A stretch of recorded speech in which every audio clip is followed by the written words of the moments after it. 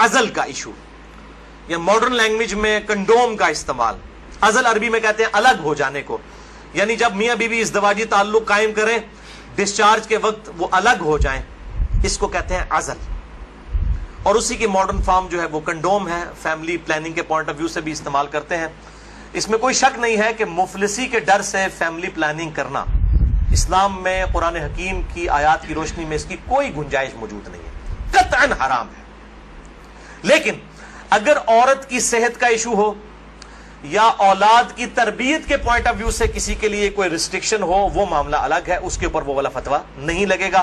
اور اس کے ثبوت میں 3 حدیثیں پیش کروں گا, تینوں صحیح بخاری اور صحیح مسلم سے. لیکن اس میں یاد رکھیں کہ جو لوگ اس حوالے سے مرد اپنی نس بندی کروا لیتے ہیں, یعنی سیکچولی ڈسیبل ہو جاتے ہیں ہمیشہ کے لیے, جان بوجھ کے میڈیکلی کروا لیتے ہیں, یا عورتیں اپنی یوٹرس نکلوا دیتی ہیں, اگر کوئی بیماری یا کینسر والا ایشو نہ ہو, وہ الگ بات ہے کہ جی تاکہ جی ہمیشہ کے لیے معاملہ اسٹیبلش ہو جائے, یہ قطعاً حرام ہے اور بدعت کبریٰ ہے. یہ اللہ کی شریعت کو بدلنا ہے, اللہ کی تخلیق کو بدلنا ہے. سورۃ النساء نمبر 119 کے تحت یہ قطعاً حرام اور شیطانی فعل ہے. کوئی مرد جو ہے اپنے آپ کو خصی کروا لے, یا کوئی عورت اپنی یوٹرس اور ہم جو ہے وہ حمل کا جو ذریعہ ہے اس کا رحم, اس کو نکلوا دے.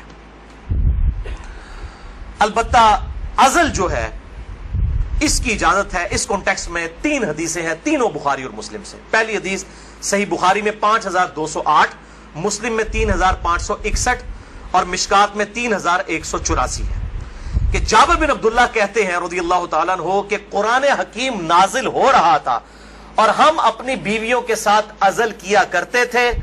اللہ تعالیٰ نے قرآن حکیم میں اسے منع نہیں فرمایا, اور جب نبی صلی اللہ علیہ وسلم کو ہمارے بارے میں خبر پہنچی کہ ہم ازل کرتے ہیں, یعنی بیویوں کے ساتھ جب صحبت کرتے ہیں تو ڈسچارج کے وقت الگ ہو جاتے ہیں تاکہ اولاد نہ ہو, تو نبی صلی اللہ علیہ وسلم نے بھی ہمیں منع نہیں فرمایا. نبی پہ تو واجب ہوتا ہے منع کرنا. اور یہ جابر بن عبداللہ وہ ہیں جو 74 ہجری میں فوت ہوئے ہیں, آپ صلی اللہ علیہ وسلم کے بعد بھی 62 ایئرز تک, 62 سال تک زندہ رہے ہیں, اور بخاری اور مسلم کی کئی احادیث کے راوی ہیں, اور 7 سب سے زیادہ 7 احادیث روایت کرنے والے صحابہ میں سے یہ ایک ہے, جابر بن عبداللہ انصاری رضی اللہ تعالی عنہ وعلیہ السلام. تو وہ کلیئر کٹ کہہ رہے ہیں, نہ قرآن میں اس کی حرمت آئی, نہ نبی صلی اللہ علیہ وسلم نے ہمیں ازل کرنے سے منع کیا. دوسری حدیث بھی بخاری اور مسلم کی متفق علیہ حدیث ہے. بخاری میں 4138, مسلم میں 3544, مشکات میں بھی موجود ہے 3186 کہ صحابہ کہتے ہیں کہ ہم اپنی لونڈیوں کے ساتھ صحبت کیا کرتے تھے اور پھر ہم ازل کر لیا کرتے تھے. تو ہم نے نبی صلی اللہ علیہ وسلم سے عرض کیا کہ ہم اس طریقے سے ازل کرتے ہیں, الگ ہو جاتے ہیں, ہم نہیں چاہتے کہ ہماری لونڈیوں سے اولاد ہو. تو آپ صلی اللہ علیہ وسلم نے فرمایا کہ کیا حرج ہے کہ اگر تم اپنی بیویوں کے ساتھ ازل نہ کرو, کیونکہ جس جان نے دنیا میں آنا ہے قیامت تک کے لیے وہ تو آ کر رہے گی.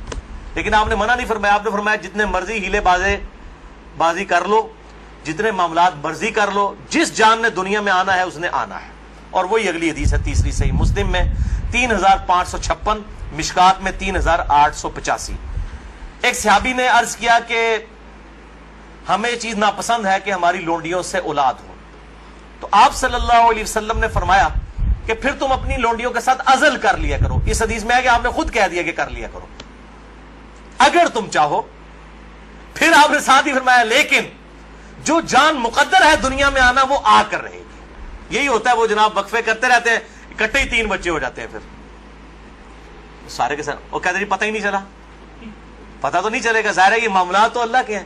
اور آپ کو بتاؤں یہ جو اولاد والا معاملہ ہے یہ خالصتاً اللہ تعالیٰ نے اپنے پاس رکھا ہے. کئی پیغمبر ہیں جو بے اولاد ہیں,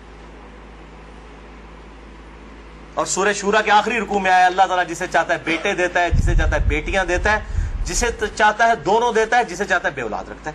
نبی صلی اللہ علیہ وسلم کی ساری بیویاں بے اولاد ہیں سوائے حضرت خدیجہ کے, یا ایک سیدہ ماریہ ہیں, ان سے ایک بیٹے ابراہیم پیدا ہوئے, وہ بھی فوت ہو گئے. آپ کی ساری اولاد حضرت خدیجہ سے ہے, باقی آپ کی بیویاں جتنی ہیں وہ بھی بے اولاد ہیں. کیا ان کو اولاد کی تمنا نہیں ہوگی؟ سیدہ عائشہ کو, سیدہ حفصہ کو ہوگی, لیکن یہ ایکسکلوسیو اللہ تعالیٰ کا ڈیسیجن ہے. تو آپ صلی اللہ علیہ وسلم نے فرمایا کہ جو جان مقدر ہے وہ آ کر رہے گی. پھر کچھ عرصے کے بعد وہ صحابی حاضر ہوئے اور کہا یا رسول اللہ میری لونڈی جو ہے وہ تو امید سے ہے، حاملہ ہو گئی ہے، آپ نے فرمایا میں نے تجھے کہا نہیں تھا کہ جو اولاد مقدر میں ہے وہ آ کر رہے گی، اس کو کوئی نہیں روک سکتا. تو یہ چیزیں یعنی انسان اگر سمجھتا ہے رک جائے تو ایسا نہیں. لیکن یہ یاد رکھیے یہ لونڈیوں والا معاملہ ہے. جو آزاد عورت ہے، کیونکہ ہماری بیویاں تو لونڈیاں نہیں ہوتی ہیں، تو آزاد عورتیں ہیں. آزاد عورت کے ساتھ عزل کرنے کے لیے بیوی کی اجازت کی بھی ضرورت ہے. مرد اپنی مرضی سے یہ ڈیسیژن نہیں کر سکتا. یہ ساری احادیث لونڈیوں سے ریلیٹڈ ہے. آزاد عورت اور بیویوں کے معاملے میں میاں بیوی دونوں کا راضی ہونا ضروری ہے. لہذا اس حوالے سے صحیح مسلم سے ایک حدیث جو پیش کی جاتی ہے اور کچھ اور روایتیں کہ عزل کرنا گویا کہ زندہ بچے کو گاڑ دینا ہے یا اولاد کا قتل ہے، وہ تمام احادیث کراہت کے اوپر مبنی ہے یا پھر وہ منسوخ تصور کی جائیں گی ان احادیث کی روشنی میں. اور الحمدللہ اسی پہ امت کا اجماع ہے. عزل کے جواز کے سب لوگ قائل ہیں، جس کی ماڈرن فارم جو ہے وہ کنڈوم کا استعمال ہے.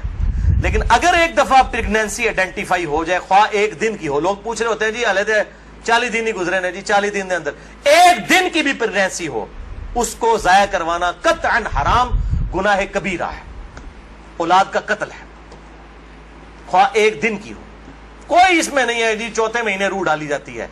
بھائی چوتھے مہینے روح ڈالی جاتی ہے تو اس سے پہلے کیا ہوتا ہے؟ بچہ بڑا تو ہو رہا ہوتا ہے. وہ روح کے ساتھ زندگی کا ایشو اور ہے، روح کے بغیر بھی ایک زندگی ہے، وہ ایشو اور ہے. وہ بھی تو بچہ جو ہے ایک ایمبریو سے ایک جو ہے وہ جنین سے معاملات بڑھتے بڑھتے آگے جاتے ہیں، تو وہ بھی ایک زندگی ہے. روح کے ساتھ ایک اور زندگی ہے، روح کے بغیر بھی زندگی اس کے اندر موجود ہے. اسی لیے اگر